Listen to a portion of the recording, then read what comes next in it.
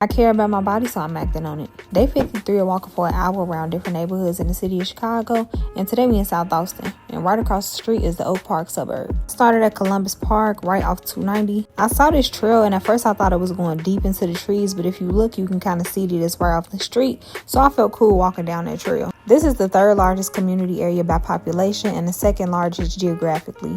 As I was walking, I felt something kind of like brush the bottom of my pants, and I heard this weird noise. I looked back and see a cicada. What are you doing on the streets? Why is you even out here? What happened to y'all coming around every 7 years? That's a myth. But anyway, Austin also borders Elmwood Park and Cicero suburbs in addition to Oak Park. In 1857, the town of Cicero was formed, and its governing body covered what is today's Cicero, Oak Park, Berwyn, and Austin community. In 1865, real estate speculator Henry W. Austin purchased the land and developed the subdivision Austinville. His vision was home ownership, nice living, and great amenities, and I stopped when I saw this tree because it was gorgeous. I love a tree to just catch my eye. By 1874, the village had 1,000 residents, and by the 1890s, there were 4,000 residents. This was largely due to the railroad improving suburban service. It was the largest settlement in the Cicero Township, and by 1899, it was annexed into Chicago. By 1920, it was one of the best served commuter areas, with street railways to downtown and an L on Lake Street.